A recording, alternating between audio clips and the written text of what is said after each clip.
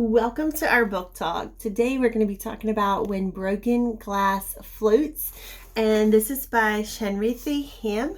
And this is my third book talk on a book that is based in Cambodia during the Khmer Rouge takeover, so to speak. One of the book talks I've done is The Road of Lost Innocence, and the other one was First They Killed My Father.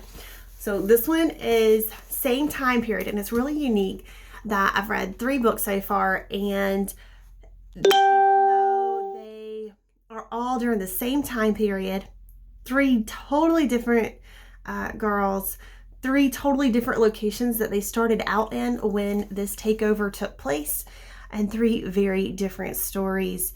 However, there's a lot of similarities in what happened and what took place, the freedoms that were taken away, and how quick and sudden such a thing could happen. And I think for me, that's the scary part, is how you can go from having access to education and medication and hospitals and freely being able to go to the marketplace and get the food that you need and enjoy a variety of foods to takeover. And this idea of everybody's going to be equal and have the same stuff. And basically, we're talking communism, because that's what happened during this time period. The government, I'm going to say it was overthrown. I know it was more technical and more historical information than that. But the book itself, we're in Chanrithy Him's storytelling of this. It's more her memoir, her biography, so to speak. And she shares of her time in Cambodia during this time period, and how they go from this family of 8 and the takeover and the sudden having to just grab everything that you have and leave your home. And then those who were able to hide their previous affiliations to like the government, whether they worked for the government or the law enforcement or whatever the case may be, if they were able to hide that and get through different checkpoints, that didn't necessarily mean they were going to survive for a long time. Oftentimes the men in these different sharings of the events that happened during this time period in the 70s, they were still murdered and taken. Like I said, the first book I shared was First They Killed My Father. The amount of starvation that takes place, the child labor camps. This one's a little bit different. She wasn't ever trained to be a soldier like some of the other books and some of the other children. So depending on what camp you got taken to, families were split apart. And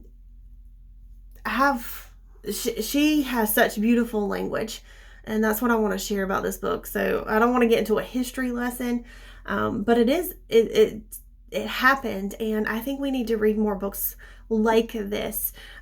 We get so caught up on personal thoughts and personal things, and we tend to take for granted the freedoms that we have. And when you read books from countries where they were suddenly taken over, and you wonder, how on earth did this happen? Sometimes it's through a charismatic leader who convinces so many that their way is the right way, and then when that person becomes in charge, the bad hits. And I'm putting it all very politely and such, because I just don't have words to express what I want to express.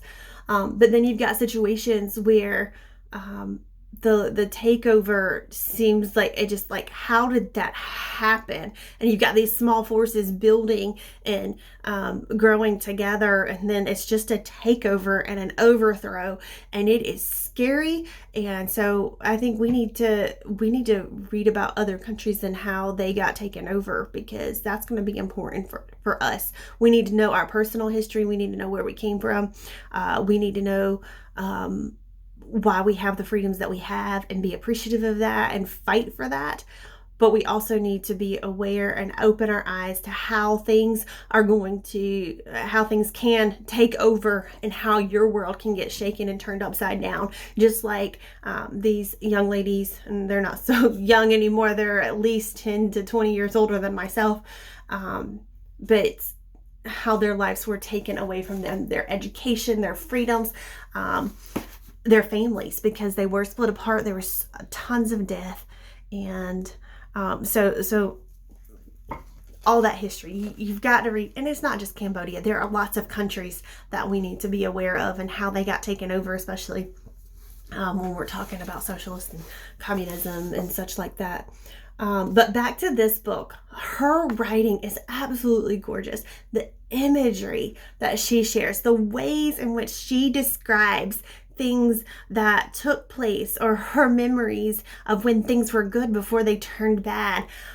Just the language, it puts you like right there in the moment. And so I just can't get over the beautiful way that she puts words together. So I strongly encourage you to read this one.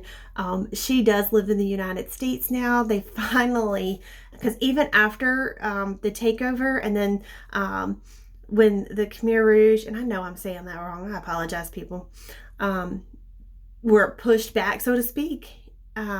Lots of people worked on getting out of the country, and she happened to have her dad's only brother had managed to flee 2 days before the takeover.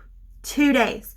And so they finally found him in the United States, but it still took years to get the sponsorship paperwork to go through for him to bring his family here. And they live in Oregon. So she shares her story.